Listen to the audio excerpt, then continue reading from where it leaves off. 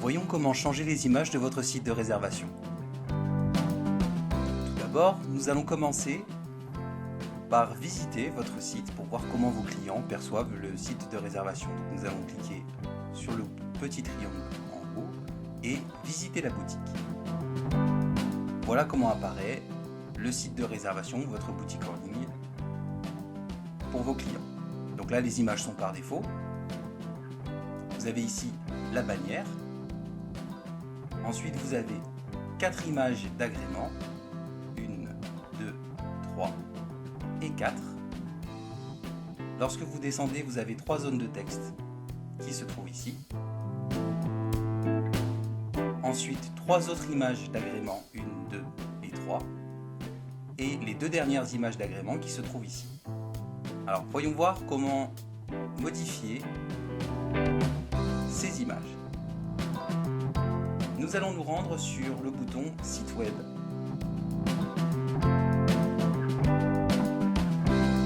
Puis Sliders.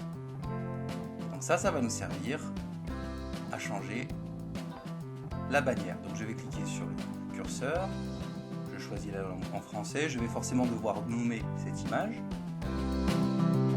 Donc là, pour l'exercice, je donne photo 1. Le canal, c'est le nom du site. Vous avez la possibilité d'ajouter une date d'expiration pour que l'image s'efface au bout d'un certain temps. Donc, par exemple, vous pourriez mettre une image de promotion qui s'effacera au bout d'un moment. Donc je veux ajouter cette image, je clique sur la partie haute de cette zone et je vais aller sélectionner mon image.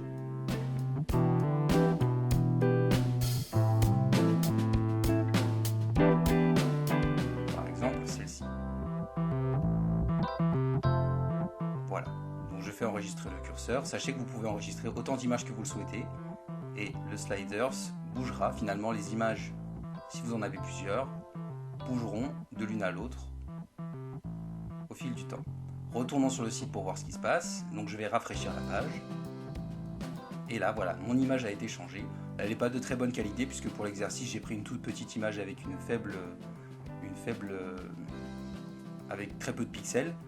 Donc du coup, forcément, l'image n'est pas très belle, mais vous pourrez changer ça de votre côté. Pour ce qui est des autres images, donc les images d'agrément, vous allez devoir cliquer sur Contenu de la page principale. Alors attention, petite particularité, il ne faut surtout pas toucher à cette zone-là, puisque c'est celle qui permet de construire votre page, et si vous la touchez, ça casse le code, et du coup ça ne fonctionnera pas. Donc ici, vous avez le texte des 3 boutons qu'on a vu préalablement, que vous pourrez changer ou complètement retirer si vous ne souhaitez pas les avoir. Voilà, ça correspond à ces boutons-là.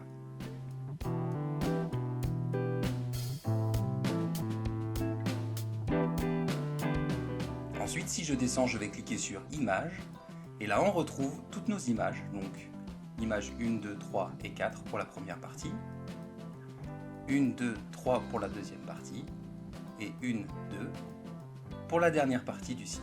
Donc on fera la même chose que pour le sliders, on cliquera sur l'image qu'on souhaite modifier et on mettra une autre après, si besoin.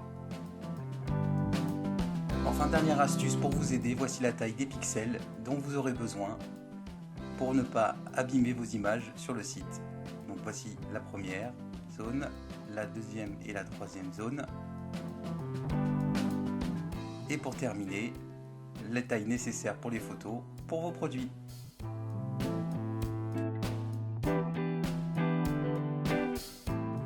Je vous rappelle que notre service client reste à votre disposition pour vous accompagner en cas de besoin aux coordonnées qui s'affichent. À bientôt!